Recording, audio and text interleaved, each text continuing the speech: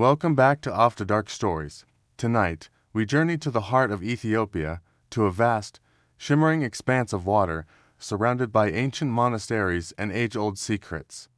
This is Lake Tana, the very birthplace of the majestic Blue Nile, but beneath its peaceful, sacred surface, something far older than any church or kingdom is said to lurk, a creature known to the locals, whispered about in hushed tones, as the night demon. For centuries, the monks who have lived in spiritual solitude on the lake's many islands have spoken of a spirit that resides in the deep, dark waters.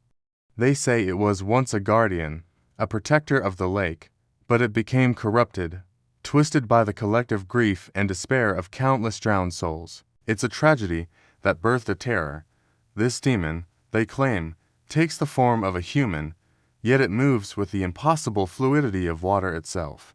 Its limbs stretch and contort in ways that defy nature, and its skin shimmers, reflecting the moonlight just like the lake's rippling surface. It is a patient predator.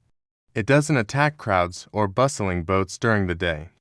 It waits. It waits for the lone traveler, the solitary fisherman casting his net under the stars, the person who believes the night is a time of peace and quiet. It rises only when the world is silent, when the only sounds are the lapping of water and the beating of a single, unsuspecting heart. One of the most chilling and detailed encounters with this entity comes from an old fisherman named Dawit. He was a man who knew the lake better than his own home, having spent his entire life navigating its currents. One fateful night, he set out alone, venturing far from the reassuring sight of the island monasteries, seeking the best fishing grounds in the deep center of the lake. The air was heavy and still. The water was like black glass snow waves. No wind, just a profound and almost unnatural silence. As he cast his net, the familiar motion a comfort in the darkness, he heard a sound behind him. It was a soft, rhythmic splashing, like someone gently paddling with their hands. But when he glanced over his shoulder, the water was completely, utterly still. He dismissed it, attributing it to the tricks that the night can play on the mind.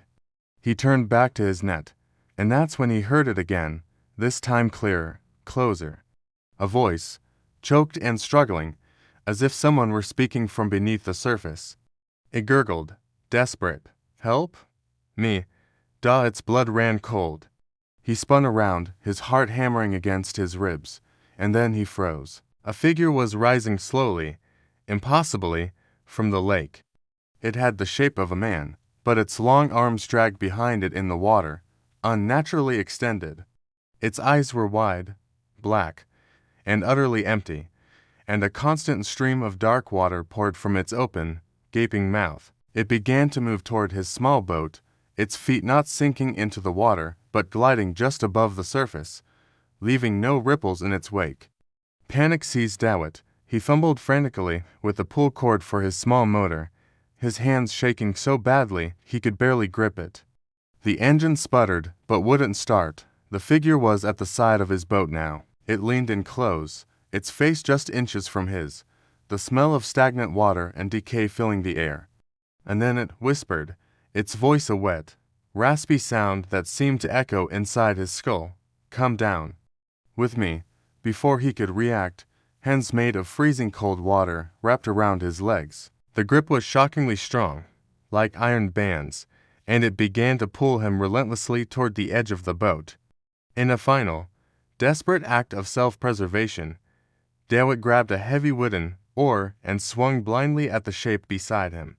He felt a sickening, solid impact, and the creature collapsed, not like a body, but like a column of liquid darkness, instantly dissolving and vanishing back into the depths. Dawit didn't wait to see what would happen next. He pulled the cord again, and this time the motor roared to life. He sped toward the shore, never once looking back. When he finally stumbled onto the sand as the first light of dawn broke the horizon, he was gasping for breath, soaked in sweat and lake water. He looked down at his legs. They were covered in dark, ugly bruises, perfectly shaped like fingerprints. But he had been completely, terrifyingly alone on the vast, silent lake. The monks of Lake Tana believe they know the demon's secret. They say it collects the voices of the drowned, using their last, desperate cries as a lure. That's why it so often sounds like someone begging for help, preying on the most basic human instinct to save another. They offer a solemn warning to all who visit their sacred waters. If you are out on the lake on a perfectly calm night and you hear the sound of water splashing behind you, do not turn around. If you hear a voice calling for help from the still surface, do not answer it. And never, ever lean over the side of your boat to get a closer look, because the lake remembers every soul it takes, and its ancient, corrupted guardian is always hungry for more.